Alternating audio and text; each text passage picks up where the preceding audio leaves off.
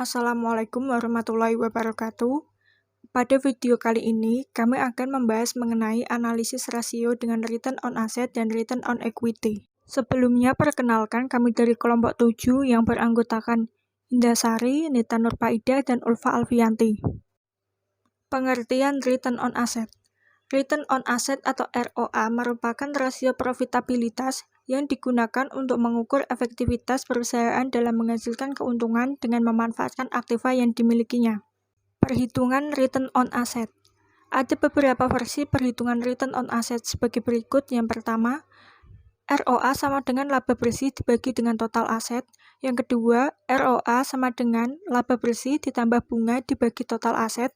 Yang ketiga, ROA sama dengan laba bersih ditambah bunga dikali dengan 1 dikurangi tingkat pajak dibagi dengan total aset. Contoh soal dari ROA laba bersih atau net income pada PT Terang Abadi adalah sebesar 2.613 miliar. Hal ini berdasarkan laporan keuangan per tanggal 31 Desember 2018, sedangkan total asetnya berjumlah 51.333 miliar. Dengan data tersebut, jumlah ROA pada PT Terang Abadi yaitu ROA sama dengan 2.613 miliar dibagi 51.333 miliar dikali 100%. ROA sama dengan 5,09%. Maka ROA pada PT Terang Abadi tercatat sebesar 5,09%. Fungsi return on asset. Yang pertama, return on asset dapat digunakan sebagai pembanding efisiensi penggunaan modal pada perusahaannya dengan perusahaan lain yang sejenis, sehingga dapat diketahui apakah perusahaannya berada di bawah, sama, atau di atas rata-ratanya.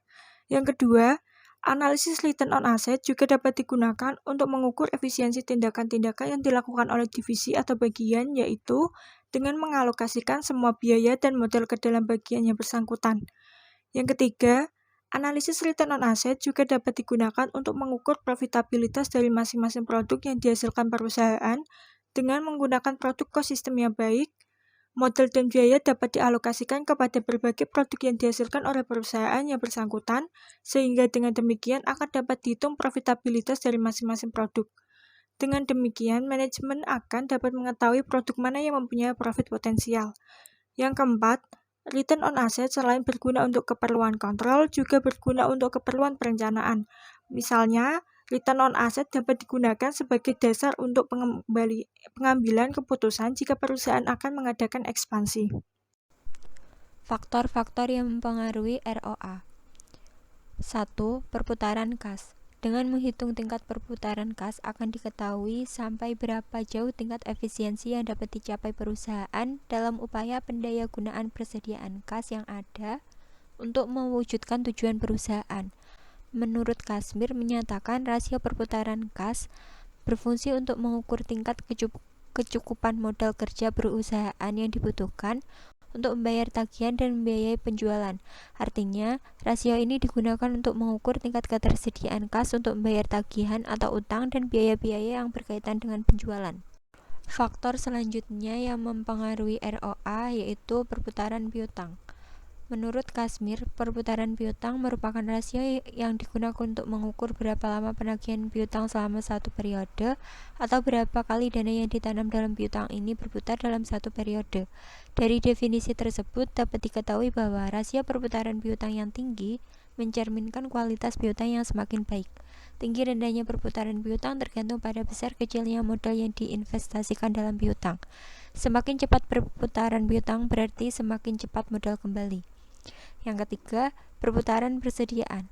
Perputaran persediaan digunakan untuk mengukur berapa kali dana yang ditanam dalam persediaan ini berputar dalam satu periode.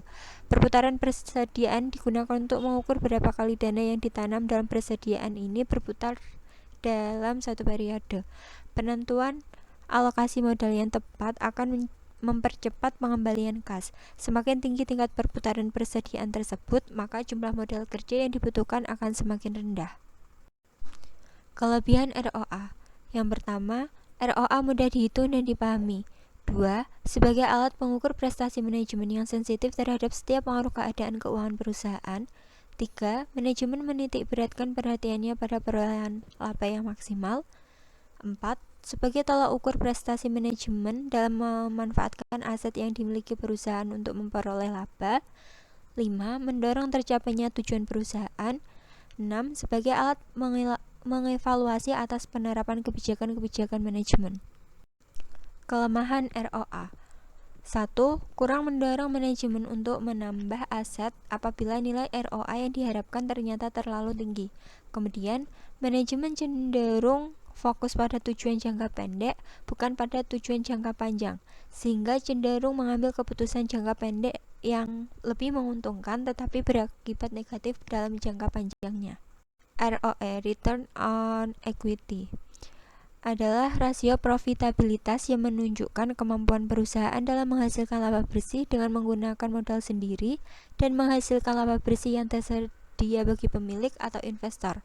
Semakin tinggi rasio ini, semakin baik. Artinya, posisi pemilik perusahaan semakin kuat, demikian pula sebaliknya. Fungsi ROE. 1. Untuk mengukur atau menghitung laba yang diperoleh perusahaan dalam satu periode tertentu. 2. Untuk menilai perkembangan laba dari waktu ke waktu. 3. Untuk menilai posisi laba perusahaan tahun sebelumnya dengan tahun sekarang. 4. Untuk menilai besarnya laba bersih sesudah pajak dengan modal sendiri. Dan yang kelima, untuk mengukur produktivitas seluruh dana perusahaan yang digunakan, baik modal pinjaman maupun modal sendiri. Perhitungan ROE, rumus ROE, yaitu Earning After Interest and Tax dibagi equity, atau penghasilan setelah pajak dan bunga dibagi dengan total ekuitas. Contoh soal dari ROE, perusahaan tiga raksa memiliki rata-rata ekuitas pemegang saham sebesar 750 juta, sedangkan laba bersih yang dihasilkan yaitu sebesar 1.500.000.000 juta. Maka perhitungan ROE dengan rumus ROE sama dengan penghasilan setelah bunga dan pajak dibagi dengan total ekuitas dikali 100%. ROE sama dengan 1.500.000.000 juta dibagi 750 juta dikali 100%, maka ROE dari perusahaan tiga raksa sebesar 200%. Faktor-faktor yang mempengaruhi ROE. Yang pertama, debit to equity ratio atau hutang terhadap modal. Yang kedua, inventory turnover atau perputaran persediaan. Yang ketiga, current ratio atau rasio lancar. Yang pertama, debit to equity ratio atau hutang terhadap modal.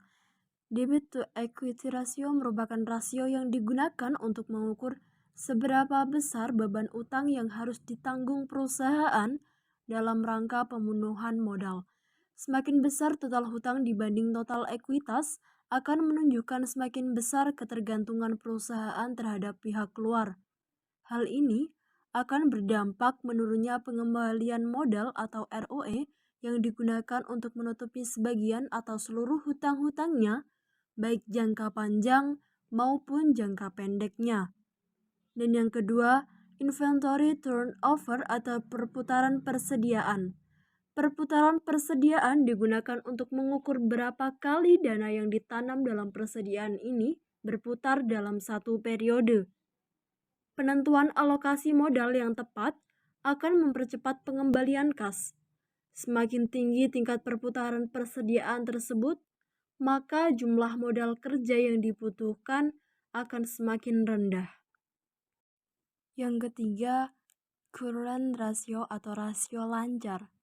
Current ratio merupakan rasio yang digunakan untuk mengukur kemampuan perusahaan dalam memenuhi kewajiban jangka pendeknya yang segera jatuh tempo dengan menggunakan total aset lancar yang tersedia. Perusahaan yang mampu memenuhi kewajibannya dinilai sebagai perusahaan yang liquid. Besaran rasio ini seringkali dianggap sebagai ukuran yang baik atau memuaskan bagi tingkat likuiditas suatu perusahaan. Namun, apabila angka rasio terlalu tinggi, maka hal itu berarti terdapat banyak dana yang tertanam pada modal kerja yang tidak menghasilkan keuntungan. Kelebihan ROE.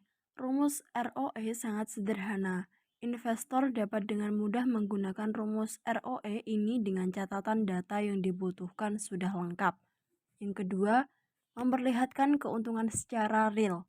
Membantu mengetahui bisnis tersebut akan dapat menghasilkan laba seberapa banyak dan bertahan seberapa lama.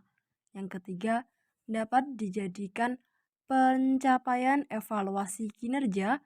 Para investor dapat melakukan RUPS ketika para manajemen tidak dapat mempertahankan ROE-nya dengan baik. Kekurangan ROE.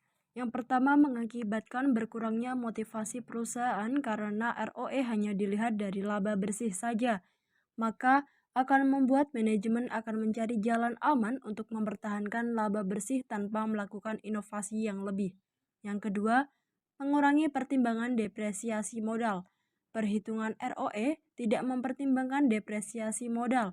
Akibatnya, membuat investor merugi karena ROE tetap tinggi meskipun adanya pengurangan nominal aset dan perusahaan sebenarnya stagnan. Yang ketiga, kurang akurat. Untuk perusahaan baru jika menghitung ROE jarang sekali memiliki nilai yang tinggi di awal. Alasannya karena produk yang mereka hasilkan masih penjajakan di pasar. Cukup sekian presentasi dari kelompok kami. Apabila ada kesalahan, kami memohon maaf. Terima kasih. Wassalamualaikum warahmatullahi wabarakatuh.